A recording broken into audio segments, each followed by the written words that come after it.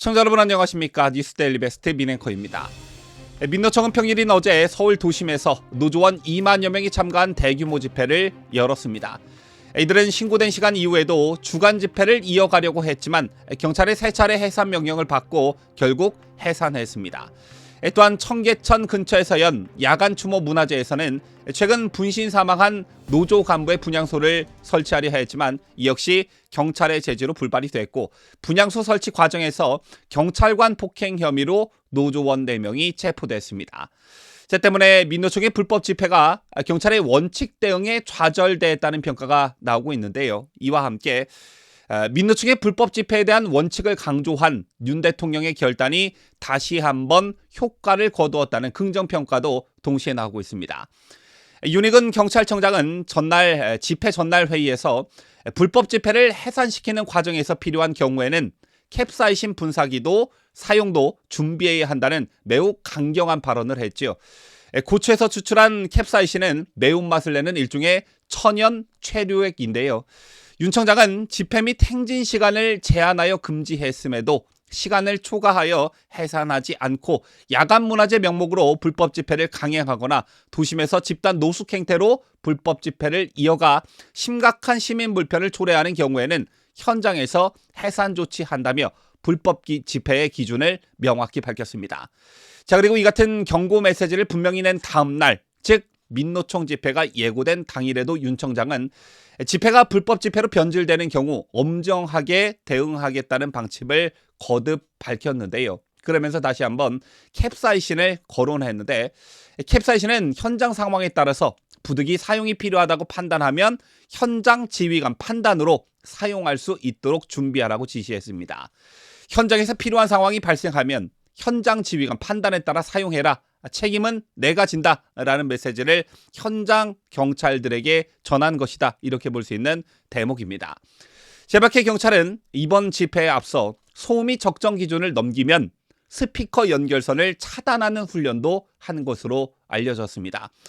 따라서 이런 경찰의 엄정 대응이 2만여 명의 민노총 불법 집회를 자진 해산시켰다는 평가가 나오고 있는 것인데요. 아마 이 같은 소식을 듣고 반기시는 국민들이 대다수일 것입니다. 그런데 반기지 않은 단 한 사람이 있었으니 바로 더불어민주당 이재명 대표였습니다. 저런 경찰의 엄정 대응이 폭거라는 것인데 과연 그렇게 생각하시는 국민들이 있을까요?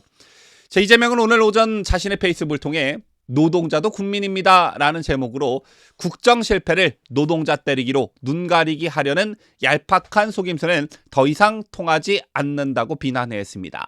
그러면서 이재명은 과거 군사정권 시절의 일이 아닌 지금 2023년에 비참한 노동탄압 현주소라며 캡사이신, 물대포와 같이 역사의 저편으로 사라져야 할 유물들이 다시 부활하고 있다고 주장했습니다.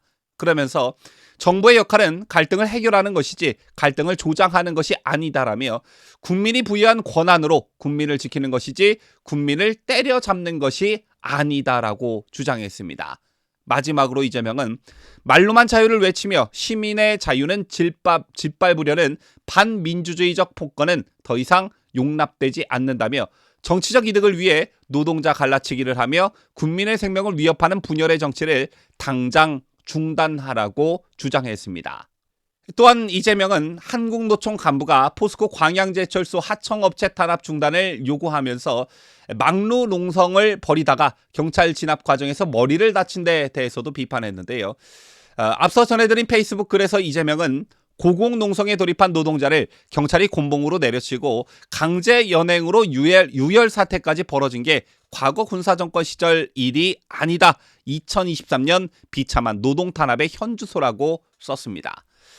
어제 알려진 대로 전날 전남 광양제철소 일대에는 고공농성을 벌이던 한국노총 소속 간부가 경찰에 의해 진압되는 일이 있었지요. 고공농성 집회 중이던 한국노총 금속노조 소속 김모 사무처장을 진압하기 위해 경찰은 제철소 앞 도로 일대에 7m 높이의 구조물을 설치해 진압에 나섰는데 이 과정에서 노조 관계자 일부가 긴 막대기를 경찰에게 휘두르는 장면이 포착됐습니다. 이에 경찰이 진압과 체포에 나서면서 유혈 사태가 일어난 것인데요. 하지만 이재명이 오늘 올린 페이스북 글을 보면 고공시위 진압 중 경찰에 대한 폭력 행위는 쏙 빼놓고서 노동탄압이라는 점만 부각했습니다. 왜 경찰이 강경 진압에 나설 수밖에 없었는지, 한노총 소속 간부가 경찰에게 어떤 위험한 행동을 먼저 했는지 등은 아예 언급이 없었습니다. 따라서 전후 맥락을 모르는, 아니면 개딸들처럼 무조건 이재명을 옹호하는 사람들이 이 글을 보면 정말 아무 일도 하지 않았는데, 아무런 불법을 저지르지도 않았는데 경찰이 곤봉을 그냥 막 휘둘러서 유혈 사태가 일어난 것처럼 착각하기 딱 좋은 글이었습니다.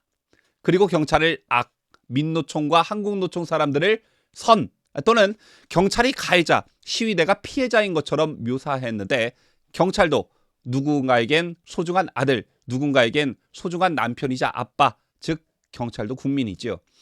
이재명의 논리대로라면 시위대가 어떤 위험한 행동을 할지라도 경찰은 그냥 가만히 줘 터지고 있어야 맞는 것입니다.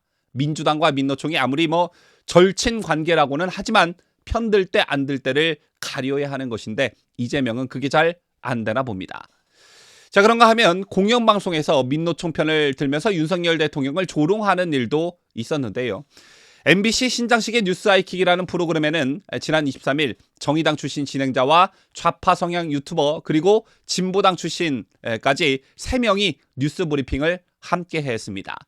진행자 신장식이 정의당 출신이고 고정 패널 임경빈이 소위 진보 유튜버라면, 뉴스를 해설하는 패널은 보수 진영이나 최소한 중립적인 인물이 나와야 방송의 공정성과 균형성이 확보될 수 있었음에도 불구하고 민주노동당, 진보당 출신 김민아까지 출연시켜 편향적 인물 3명이 27분가량 뉴스 브리핑을 하면서 윤 대통령과 정부 여당 비난에 나선 것입니다.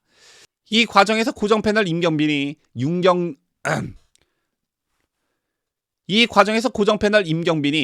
대통령이 민주노총을 민노총이라고 칭한 것을 지적하면서 공식 약칭을 불러주는 게 맞지 않을까, 자꾸 이렇게 민노총 하면 그럼 윤석열 대통령 부를 때 윤혈통 하면 되겠습니까? 라고 쳐 웃었습니다. 공영방송에서 악의적으로 대통령을 조롱하고 희화한 것이지요.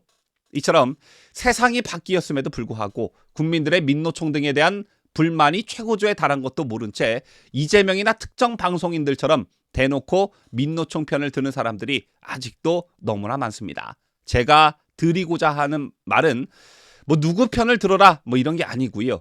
윤석열 대통령과 정부, 그리고 경찰이 왜 강경 대응을 하게 됐나, 원인과 결과를 직시하라는 겁니다. 그리고 국민들이 왜 민노총을 가리켜 민폐노총이라고 부르게 됐나, 이런 것도 직시하라는 겁니다. 조금 전에도 이재명의 페이스북 글을 소개해드렸지만 이재명, 군사정권 이런 말을 사용했죠. 그런데 진짜 과거에 머물고 있는 세력들이 누구입니까? 아직도 떼거지로 달려들어 데모하고 떼쓰고 소리 지르면 모든 게 다 관철된다고 믿는 민노총이야말로 과거에 머물고 있는 세력 아니겠습니까? 지금까지 저는 자유대한민국을 소화하는 뉴스데일리 베스트 민앵커였습니다.